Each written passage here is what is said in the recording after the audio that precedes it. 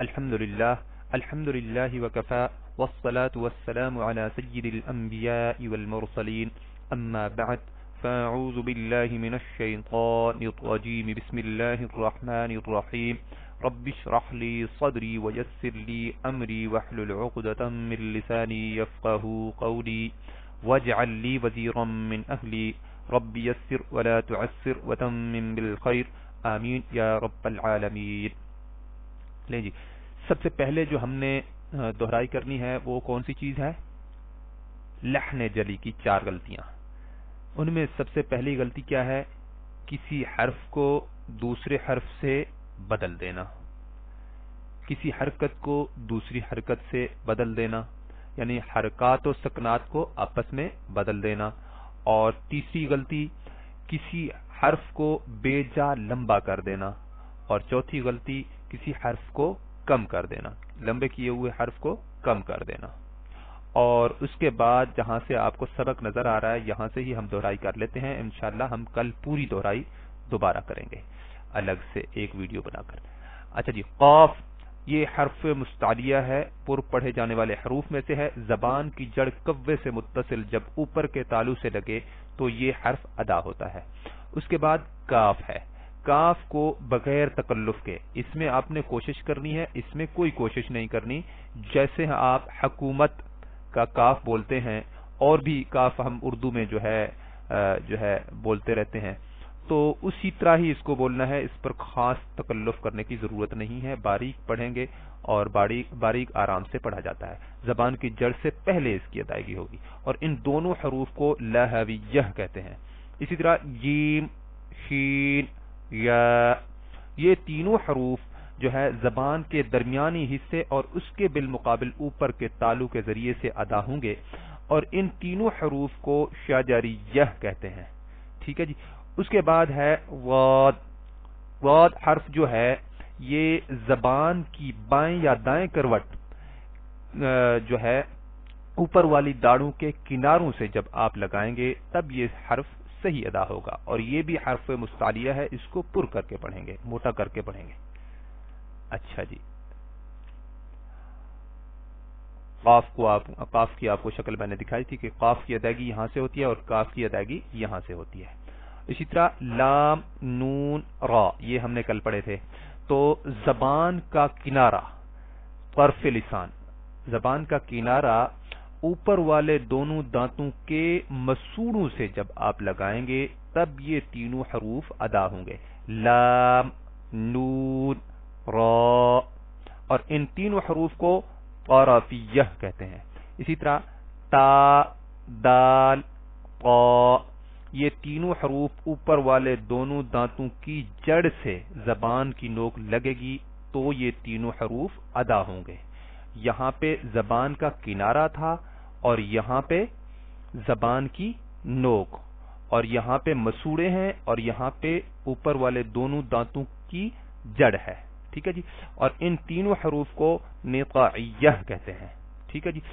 اسی طرح یہ 3 حروف ثا، ذال اور وا، اب میں آپ کو آسان انداز میں بتاتا ہوں۔ زبان کی نوک تھوڑی سی باہر نکال کر پھیلا کر اوپر والے دونوں دانتوں کے کناروں سے جب آپ لگائیں گے تب یہ تینوں حروف ادا ہوں گے، اور اس خاص حرف کے لیے اس کو جو ہے آپ پھیلا کر زبان جو ہے اس کی نوک باہر نہیں نکالیں گے بلکہ اوپر والے دانتوں کے کناروں کے ساتھ زبان کا کنارہ ٹچ کریں گے تو یہ صحیح حرف ادا ہوگا، اور اس کو پر کر کے پڑھیں گے، اس کو باریک کر کے پڑھیں گے، اور ان تینوں حروف کو لساویہ کہتے ہیں۔ اچھا، قا کا میں آپ کو کل دکھانا بھول گیا تھا، یہ شکل بھی اس کی ہے کہ زبان کی نوک جو ہے اوپر والے دانتوں کی جڑ سے لگے گی اور پھر تھوڑی سی تالو سے بھی ٹکرائے گی، اور پھر یہ ہے کہ یہ والی جگہ جو ہے یہ زبان کی اونچی کریں گے، تھوڑی سی ابھار کے جب پڑھیں گے تو جو ہے آواز موٹی ہو کے نکلے گی۔ اسی طرح آج کا جو سبق ہے وہ یہ ہے زا، سین اور صاد، ان حروف کو بھی اچھے طریقے سے سمجھنے کی ضرورت ہے۔ اوپر اور نیچے والے دونوں دانتوں کے کنارے، یعنی اوپر والے دانت اور نیچے والے دانتوں کے کنارے جب آپس میں لگیں گے اور زبان کی نوک بھی اندرونی سائیڈ سے ان سے ہلکی سی ٹچ ہوگی، تو سیٹی کی آواز سے یہ تینوں حروف ادا ہوں گے، اور ان تینوں حروف کو صفیریہ کہتے ہیں۔ ٹھیک ہے جی۔ اب سین اور صاد میں آپس میں ہم فرق کیسے کریں گے؟ کیونکہ ان کا یہ دونوں حروف ہیں بھی ہم مخرج اور ہیں بھی ہم آواز، تو عربی کے اندر تو یہ ہے کہ ہر حرف کی ادائیگی کی آواز مختلف ہے، تو سین کو ہم باریک کر کے پڑھیں گے، صاد کو پر کر کے پڑھیں گے، سین اور زا کو سختی سے پڑھیں گے اور صاد کو نرمی سے پڑھیں گے، تب یہ جو ہے فرق بھی واضح ہو جائے گا، اور ان کو جو ہے یہ خاص طور پر زا کو سختی سے پڑھیں گے اور سین کو بھی اسی طرح کس قدر سختی سے پڑھیں گے۔ اس کے بعد ہے جی حرف فا، اچھا ان تینوں حروف کو صفیریہ کہتے ہیں۔ اس کے بعد ہے حرف فا، اوپر والے دونوں دانتوں کے کنارے نیچے والے ہونٹ کی اندرونی کروٹ جب لگے گی اوپر والے دونوں دانتوں کے کناروں کی، تو یہ حرف فا ادا ہوگا، اور یہ آسانی سے ادا ہوتا ہے، آپ جب پڑھیں تو آپ کو اندازہ ہوگا کہاں پہ لگ رہا ہے۔ اسی طرح با، با جو ہے اوپر اور نیچے والے جو ہونٹ ہیں ان کی اندرونی تری والی سائیڈ جب آپس میں لگے گی تو یہ با حرف ادا ہوگا۔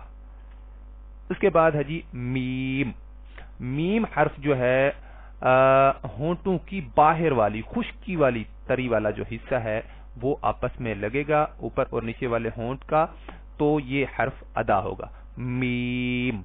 اور اسی طرح واو، واو جو ہے یہ حرف شروع میں بھی واو اور آخر میں بھی واو، اور درمیان میں اس کے مد آئے گی، اور دونوں ہونٹ گول کر کے ناتمام بند کرنے سے اس کی ادائیگی ہوگی۔ یعنی ناتمام کا مطلب کہ تمام آپ ہونٹوں کو بند نہیں کریں گے، آدھا کھلے ہوں گے اور آدھے بند ہوں گے، تو یعنی ہونٹ گول ہوں گے بالکل۔ واو، اس انداز میں اس کی ادائیگی کریں گے۔ ٹھیک ہے جی۔ تو جو ہے آج آپ کو میں نے یہ بتا دیا، باقی یہ فا، با، میم اور واو ان چاروں حروف کو شفویہ کہتے ہیں، یعنی ہونٹوں کے ذریعے سے ادا ہونے والے حروف۔ اچھا، ان کی جو پریکٹس ہے وہ ہم انشاءاللہ الگ سے جو ہے جیسے میں وہ کیا کرتا ہوں نا روزانہ، آج ہم نے نہیں کی تو وہ ہم الگ سے انشاءاللہ پورے حروف کی کریں گے۔ اس کے بعد جب ہم زبر زیر پیش پڑھیں گے تو سب کی پریکٹس کریں گے، پہلے زبر لگا کر حمزہ کے اوپر ان سارے حروف کو ساکن کر کے ان کی اچھے طریقے سے پریکٹس کریں گے۔ تو آج کا ہمارا سبق یہاں تک تھا، کل کا میں تھوڑا سا آپ کو ان کی شکل دکھا دیتا ہوں کہ خصوصی اہمیت رکھنے والے حروف ہیں، مخارج کے اعتبار سے یہ والے حروف آپ نے اچھے طریقے سے پھر بعد میں انشاءاللہ تیار کریں گے، تو یہ بھی جو ہے آپ کے حروف کا ایسے سمجھیں یہ خلاصہ ہے۔ تو آج ہم یہاں تک جو ہے مکمل کرتے ہیں۔ سبحانک اللہم و بحمدک، نشہد ان لا الہ الا انت، نستغفرک و نتوب الیک۔ السلام علیکم ورحمۃ اللہ وبرکاتہ۔